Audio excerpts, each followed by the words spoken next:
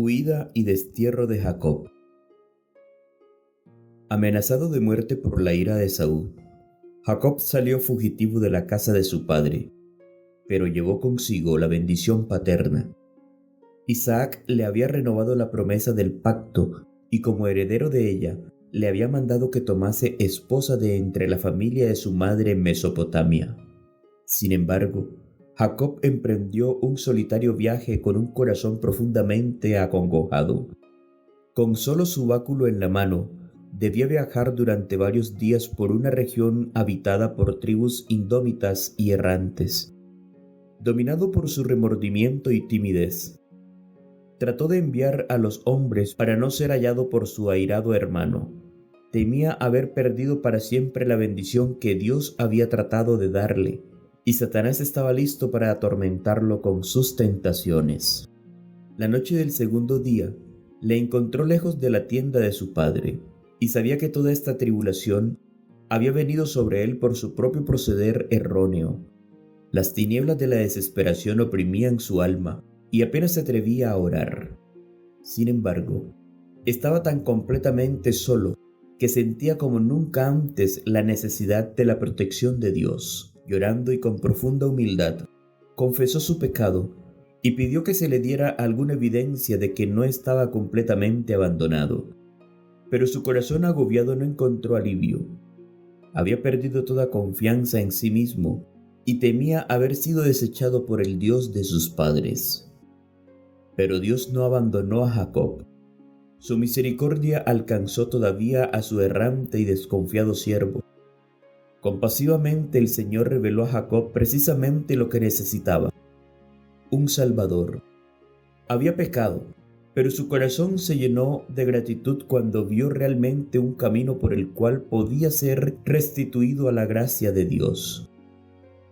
Cansado de su viaje, el peregrino se acostó en el suelo, con una piedra por cabecera. Mientras dormía, vio una escalera, clara y reluciente, que estaba apoyada en tierra, y su cabeza tocaba en el cielo. Génesis capítulo 28.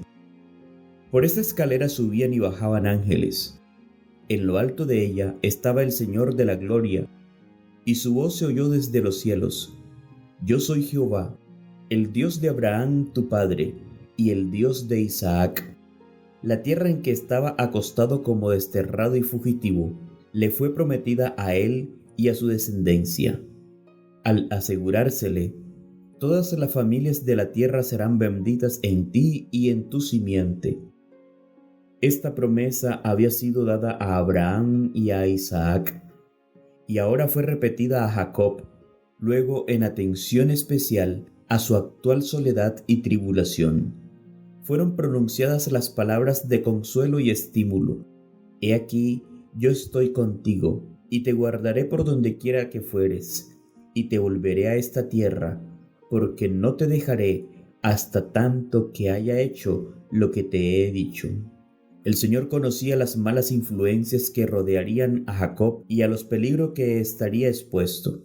En su misericordia abrió el futuro ante el arrepentido fugitivo, para que comprendiese la intención divina a su respecto, y a fin de que estuviese preparado para resistir las tentaciones que necesariamente sufriría cuando se encontrase solo entre idólatras e intrigantes.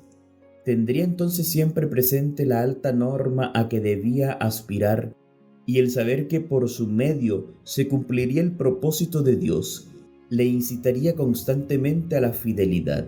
En esta visión, el plan de la redención le fue revelado a Jacob, no del todo, sino hasta donde le era esencial en aquel momento. La escalera mística que se le mostró en su sueño fue la misma a la cual se refirió Cristo en su conversación con Natanael. Dijo el Señor: De aquí adelante veréis el cielo abierto y los ángeles de Dios que suben y descienden sobre el Hijo del Hombre. Juan capítulo 1 versículo 51. Hasta el tiempo de la rebelión del hombre contra el gobierno divino, había existido libre comunión entre Dios y el hombre. Pero el pecado de Adán y Eva separó la tierra del cielo. de manera que el hombre no podía ya comunicarse con su Hacedor. Sin embargo, no se dejó al mundo en solitaria desesperación. La escalera representa a Jesús, el medio señalado para comunicarnos con el cielo. Si no hubiese salvado por sus méritos el abismo producido por el pecado, los ángeles ministradores no habían podido tratar con el hombre caído. Cristo une el hombre débil y desamparado con la fuente del poder infinito. Todo esto se le reveló a Jacob en su sueño. Aunque su mente comprendió enseguida una parte de la revelación, sus grandes y misteriosas verdades fueron el estudio de toda su vida y las fue comprendiendo cada vez mejor. Jacob se despertó de su sueño en el profundo silencio de la noche. Las relucientes figuras de su visión se habían desvanecido. Sus ojos no veían ahora más que los contornos oscuros de las colinas solitarias y sobre ellas el cielo estrellado, pero experimentaba un solemne sentimiento de que Dios estaba con él. Una presencia invisible llenaba la soledad. Ciertamente Jehová está en este lugar, dijo, y no lo sabía. No es otra cosa que casa de Dios y puerta del cielo. Y levantóse Jacob de mañana, y tomó la piedra que había puesto de cabecera, y alzóla por título y derramó aceite encima de ella, siguiendo la costumbre de conmemorar los acontecimientos de importancia. Jacob erigió un monumento a la misericordia de Dios, para que siempre que pasara por aquel camino, pudiese detenerse en ese lugar sagrado para adorar al Señor, Betel, o sea, casa de Dios. Con profunda gratitud repitió la promesa de que le aseguraba que la presencia de Dios estaría con él, y luego hizo el solemne voto: si fuere Dios conmigo, y me guardare en este viaje que voy, y me diere pan para comer y vestido para vestir, y si tornare en paz a casa de mi padre, Jehová será mi Dios, y esta piedra que he puesto por título será casa de Dios, y de todo lo que me diere, el diezmo lo he de apartar para ti.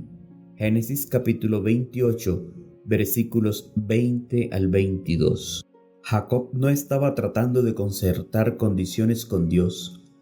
El Señor ya le había prometido prosperidad, y este voto era la expresión de un corazón lleno de gratitud por la seguridad del amor y la misericordia de Dios.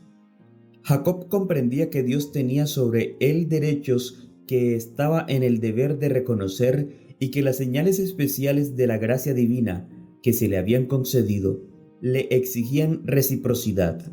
Cada bendición que se nos concede demanda una respuesta hacia el autor de todos los dones de la gracia. El cristiano debiera repasar muchas veces su vida pasada y recordar con gratitud las preciosas liberaciones que Dios ha obrado en su favor, sosteniéndole en la tentación, abriéndole camino cuando todo parecía tinieblas y obstáculos, y dándole nuevas fuerzas cuando estaba por desmayar. Debiera reconocer todo esto como prueba de la protección de los ángeles celestiales. En vista de estas innumerables bendiciones, debiera preguntarse muchas veces con corazón humilde y agradecido: ¿qué pagaré a Jehová por todos sus beneficios para conmigo? Salmos 116, versículo 12. Nuestro tiempo, nuestros talentos y nuestros bienes debieran dedicarse en forma sagrada al que nos confió estas bendiciones. Cada vez que se obra en nuestro favor una liberación especial, o recibimos nuevos e inesperados favores, debiéramos reconocer la bondad de Dios, expresando nuestra gratitud no solo en palabras, sino como Jacob, mediante ofrendas y dones por su causa. Así como recibimos constantemente las bendiciones de Dios, también hemos de dar sin cesar. Y de todo lo que me dieres, dijo Jacob, el diezmo lo he de apartar para ti. Nosotros que gozamos de la clara luz y de los privilegios del Evangelio, nos contentaremos con darle a Dios menos de los que daban aquellos que vivieron en la dispensación anterior menos favorecida que la nuestra. De ninguna manera. A medida que aumentan las bendiciones de que gozamos, ¿no aumentan nuestras obligaciones en forma correspondiente? Pero cuán en poca las tenemos. cuán imposible es el esfuerzo de medir con reglas matemáticas lo que le debemos en tiempo, dinero y afecto, en respuesta a un amor tan inconmensurable y a una dádiva de valor tan inconcebible, los diezmos para Cristo. Oh mezquina limosna, pobre recompensa para lo que ha costado tanto. Desde la cruz del Calvario, Cristo nos pide una consagración sin reserva. Todo lo que tenemos y todo lo que somos lo debiéramos dedicar a Dios. Con nueva y duradera fe en las promesas divinas y seguro de la presencia y la protección de los ángeles celestiales, prosiguió Jacob su jornada a la tierra de los orientales. Pero qué diferencia entre su llegada y la del mensajero de Abraham. Casi 100 años antes, el servidor había venido con un séquito montado en camello y con ricos regalos de oro y plata. Jacob llegaba solo, con los pies lastimados, sin más posesiones que su cayado.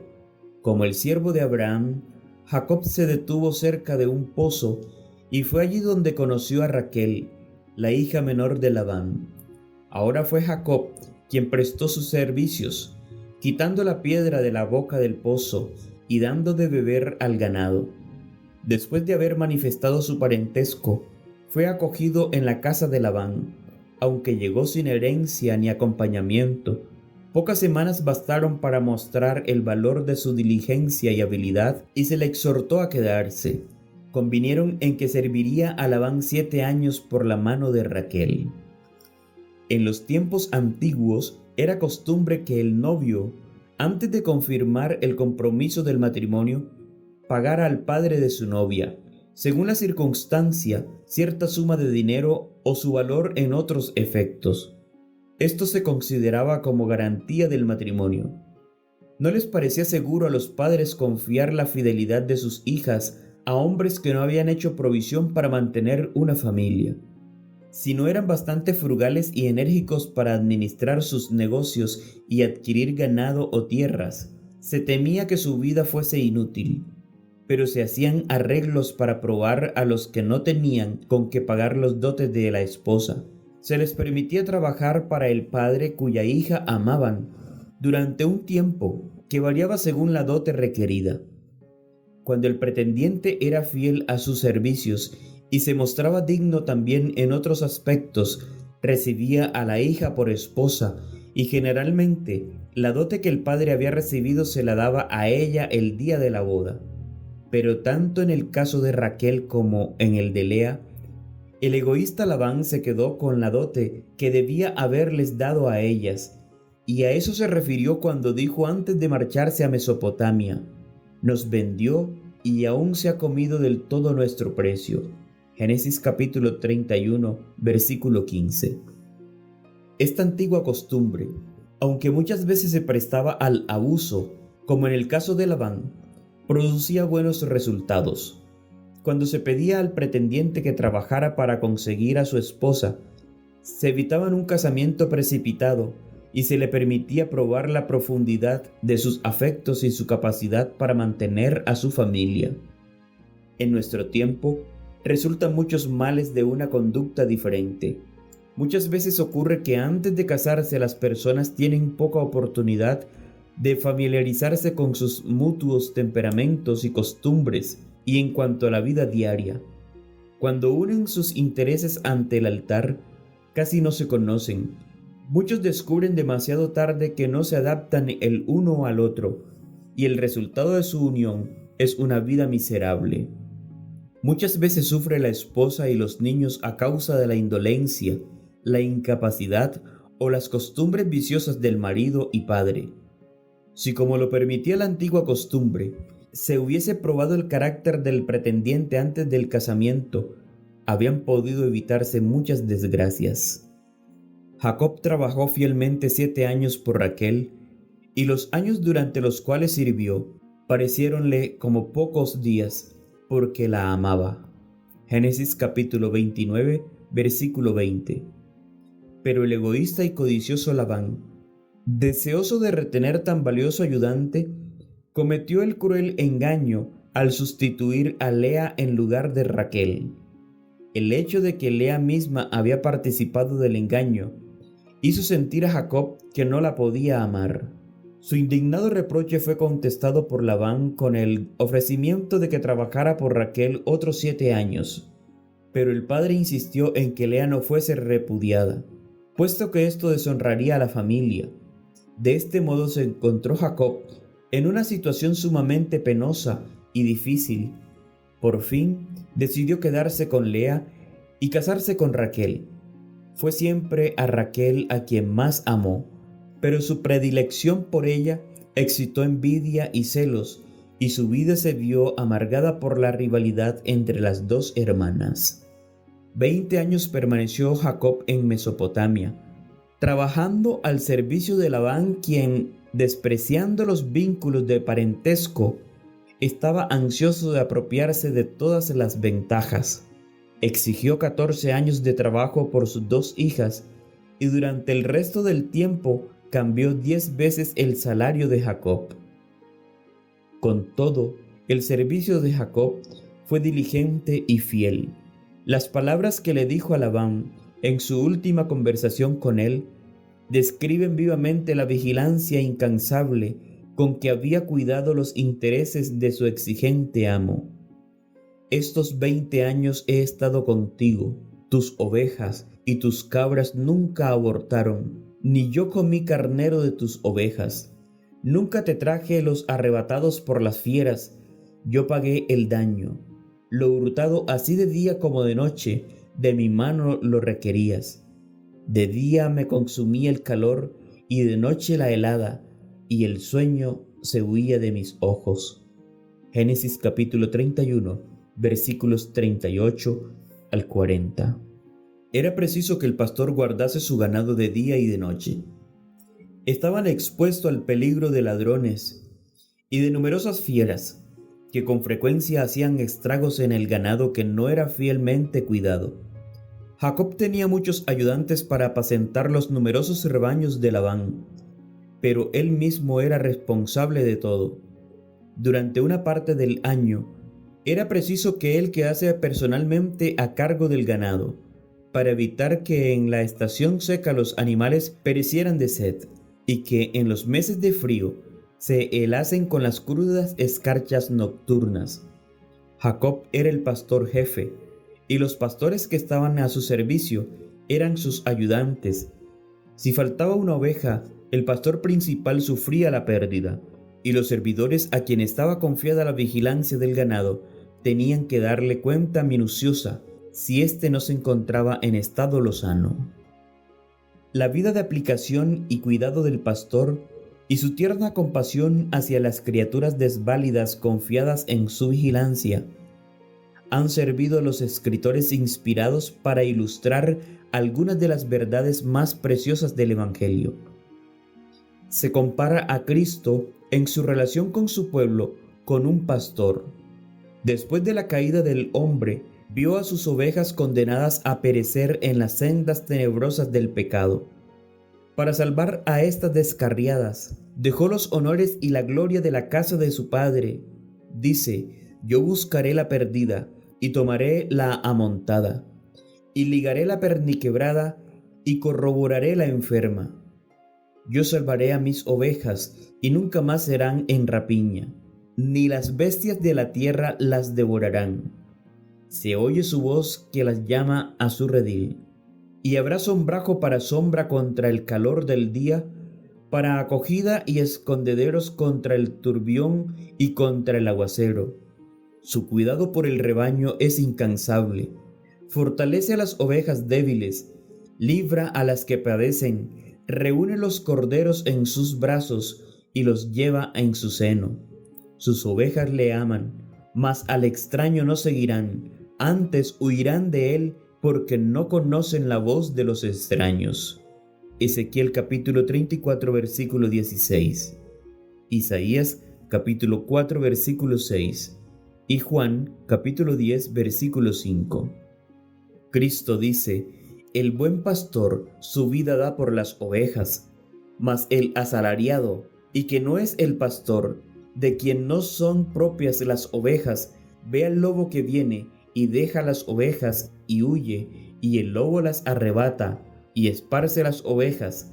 Así que el asalariado huye, porque es asalariado y no tiene cuidado de las ovejas. Yo soy el buen pastor y conozco mis ovejas, y las mías me conocen. Juan capítulo 10 versículos 11 y 14. Cristo, el pastor principal, ha confiado el rebaño a sus ministros como subpastores, y les manda que tengan el mismo interés que Él manifestó, y que sientan la misma santa responsabilidad por el cargo que les ha confiado. Les ha mandado solemnemente ser fieles a apacentar el rebaño, fortalecer a los débiles, animar a los que desfallecen y protegerlos de los lobos rapaces. Para salvar a sus ovejas, Cristo entregó su propia vida, y señala el amor que así demostró como ejemplo para sus pastores. Mas el asalariado, y que no es el pastor, de quien no son propias las ovejas, no tiene verdadero interés por el rebaño, trabaja solamente por la ganancia, y no cuida más que de sí mismo, calcula su propia ventaja, en vez de atender los intereses de los que le han sido confiados, y en tiempo de peligro huye y abandona el rebaño. El apóstol Pedro amonesta a los subpastores: apacentar la grey de Dios que está entre vosotros, teniendo cuidado de ella, no por fuerza, sino voluntariamente, no por ganancia deshonesta, sino de un ánimo pronto, y no como teniendo señorío sobre las heredades del Señor, sino siendo desechados de la grey. Y Pablo dice: por tanto mirad por vosotros y por todo el rebaño en el que el Espíritu Santo os ha puesto por obispos, para apacentar la iglesia del Señor, la cual ganó por su sangre. Porque yo sé que después de mi partida entrarán en medio de vosotros lobos rapaces que no perdonarán al ganado. Primera de Pedro capítulo 5 versículos 2 y 3. Hechos capítulo 20 versículos 28 y 29. Todos los que consideran como un deber desagradable el cuidado y las obligaciones que recaen sobre el fiel pastor son reprendidos así por el apóstol, no por fuerza, sino voluntariamente, no por ganancia deshonesta, sino de un ánimo pronto. El jefe de los pastores despediría de buena gana a todos estos siervos infieles. La iglesia de Cristo ha sido comprada con su sangre, y todo pastor debe darse cuenta de que las ovejas que están bajo su vigilancia han costado un sacrificio infinito. Debe considerar a cada una de ellas como un ser de valor inmensurable, y debe ser incansable en sus esfuerzos por mantenerlas en un estado sano y próspero. El pastor compenetrado del Espíritu de Cristo imitará su ejemplo de abnegación, trabajando constantemente en favor de los que fueron confiados, y el rebaño prosperará bajo su cuidado. Todos tendrán que dar estricta cuenta de su ministerio. El maestro preguntará a cada pastor: ¿dónde está el rebaño que te fue dado y la grey de tu gloria? Jeremías capítulo 13 versículo 20. El que sea hallado fiel recibirá un rico galardón.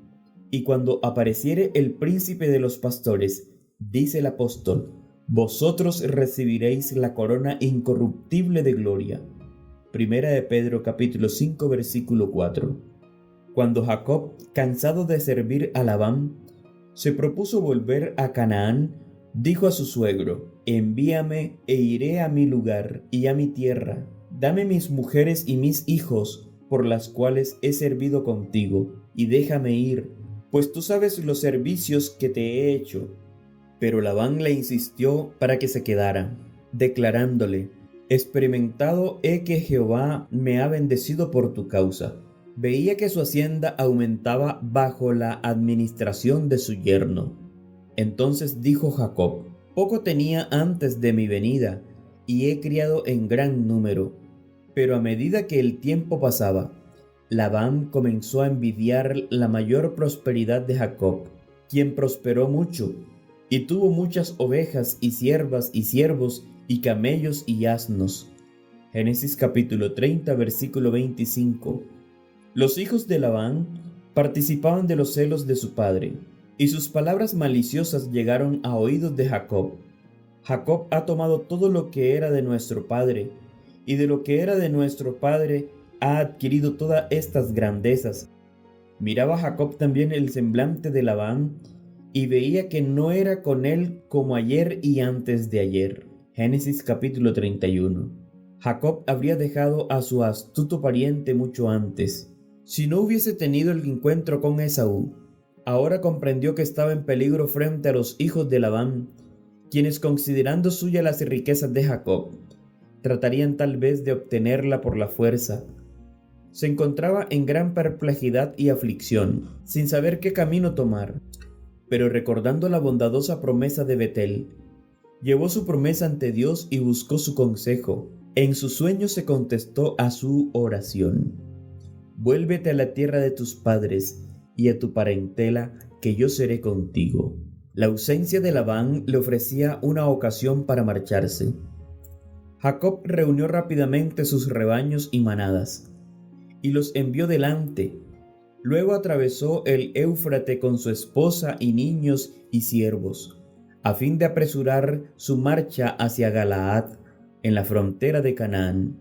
3 días después, Labán se enteró de su huida y se puso en camino para perseguir la caravana a la cual dio alcance el 7º día de su viaje.